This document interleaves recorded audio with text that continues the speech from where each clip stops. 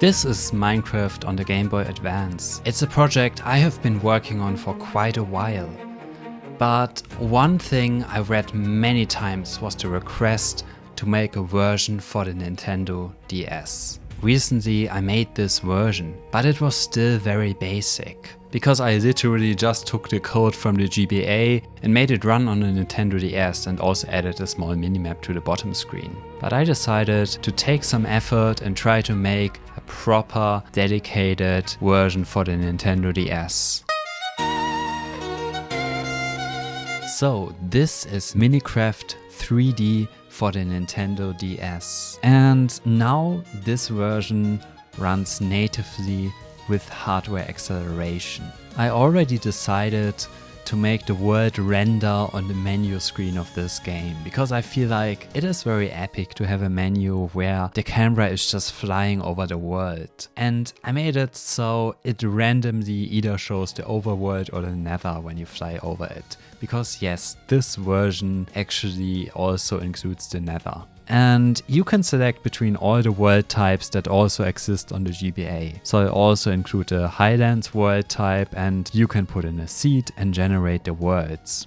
If you compare this version with the GBA, it is very noticeable that the standard render distance is much higher. And it runs well with this render distance. It is quite incredible because the DS is just so much more powerful than the GBA. And even though I always hear developers complain about how difficult it is to do stuff on the DS because the DS is not so powerful, I'm sorry.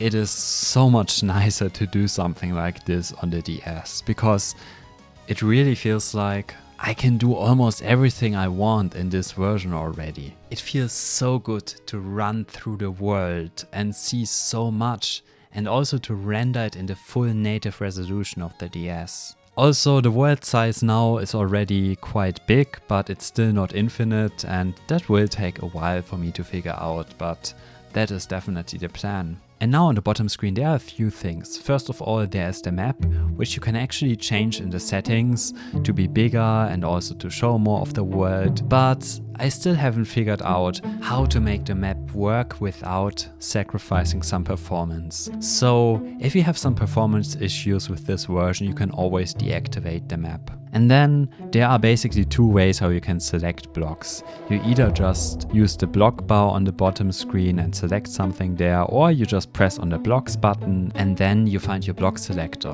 where I included all the blocks that are currently in the GBA version. But of course I'm planning to add much more blocks in the future. There already are a few different biomes, and especially if you use the Highlands world type, you have more variety in the world. At the moment the version on the DS still works very much like the GBA version, so the water is not transparent yet, but you can also swim in the water already. And glass is also not transparent, but these are some features I can easily add in the future. And like in the GBA version, you can build a nether portal and enter the nether.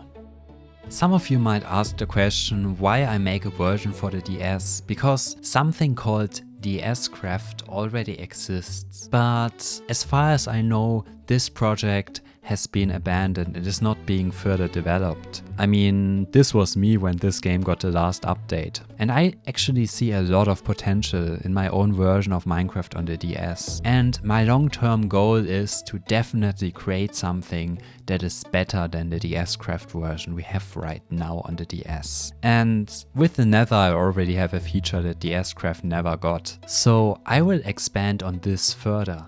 And in the future, I will also bring a full feature survival mode to the DS. And that is just the beginning, because all this stuff I want to do with this in the future are quite crazy, and I don't want to reveal all of it yet because, to be honest, I'm not sure if I will actually manage, but if I will, I think this will become something very special. This is also the first version I will publicly release, so you can find this version as a free post on my Patreon, so anyone can access this without having to be a member. But of course, if you want to support me, you directly help making projects like this possible. You can find a link in the description.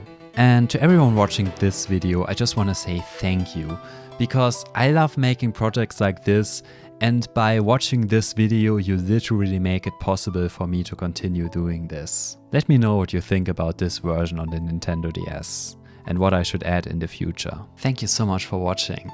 And if you enjoyed this video and you haven't seen it yet, you should definitely watch the video about me putting Minecraft on the Game Boy Advance.